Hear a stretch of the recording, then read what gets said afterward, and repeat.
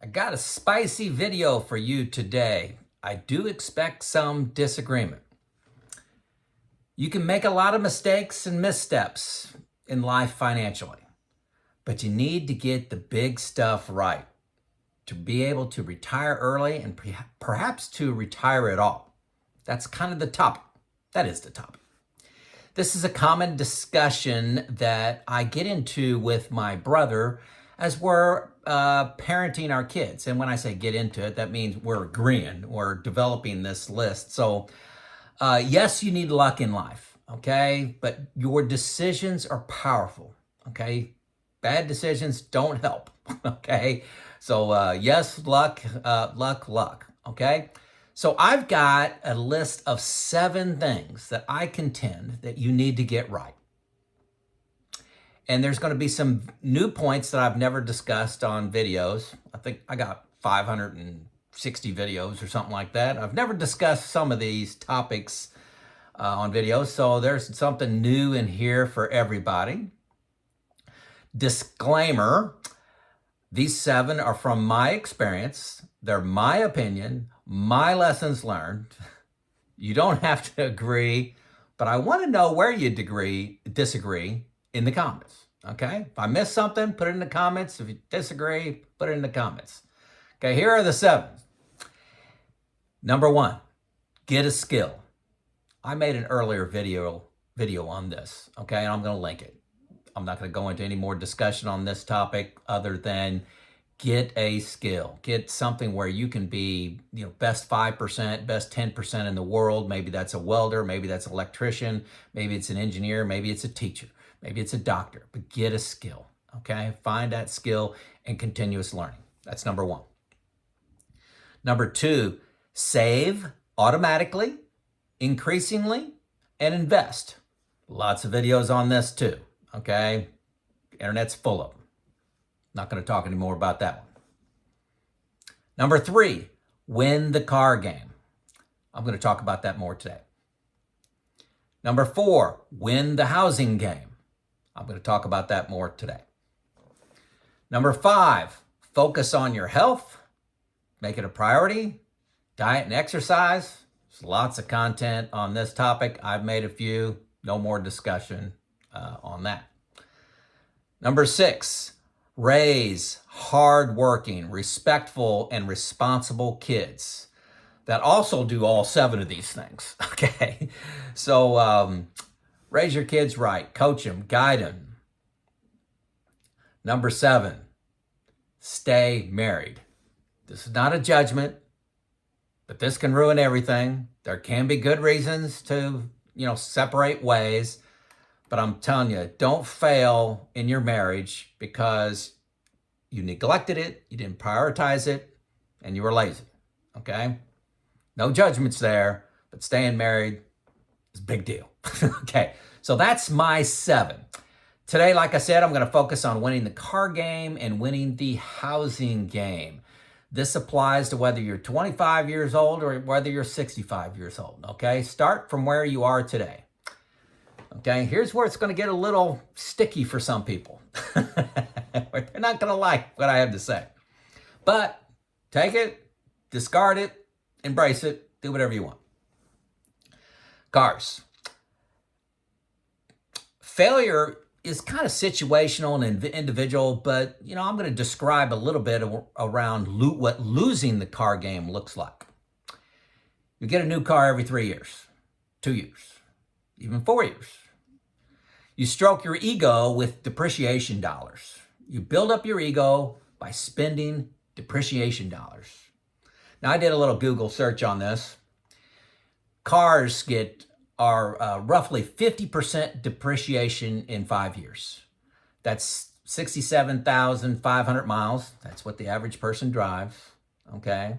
And, you're paying half the price of a vehicle and getting 25 to 30% of the life out of that car. Cars can go, good cars, well-built cars, can get 225, 250,000 miles on them if you take care of them. So you're paying half the price for 20 to 25 to 30% of the life. that depreciation you're spending for your ego. It's okay. Do whatever you want. Now here's this one. I know I'm going to upset some folks. Electric cars. I did a Google search on this. Can lose up to 75% of their depreciation in the first 5 years. 75% of depreciation. Add to that very expensive tires. I think they're at least double the price, and insurance rates are going through the roof because when you're in an accident in these things, it damages the battery case and they're scrapping the cars out. You know, I think everybody knows that. These are basically, right now, they're toys for the rich, commuter car at best, where you're driving around town. So electric cars, you're paying a lot to have an electric car in depreciation. You may be saving on gasoline. I'm not even going to get into the environmental thing, but I'm just looking at finances. So cars, buying an $80,000 pickup truck and not hauling anything. 2/3 of the people that I see have a pickup truck and that I know don't haul anything. They're just driving around because they want a pickup truck. I live here in southern Indiana, and it's not because of the snow, okay? We get cold. We didn't have a single snow last year. It's okay if you've got a boat and that's your hobby. It's an expensive hobby. If you're hauling an RV around, you know, that's another expensive hobby. But if you want to do that, that's okay. But the people that are buying these brand new $80,000, $90,000, $100,000 pickup trucks just to drive around and for their ego, and you buy a new one every 3, 4, 5 years, it's going to be rough. And then you add into that insurance and repairs, having a new car. I always tell people when I get a little dent in my car, I got a 2012 car that I'm driving around with 193,000 miles on it. I did verify that. I get a little ding in it. I don't get it fixed. I get a crack in the windshield. I may drive that for a couple years. But that's what failure looks like in the car game. The cars are meant to be reliable transportation, not status symbols. And that's easy to lose that game. Okay, what winning looks like.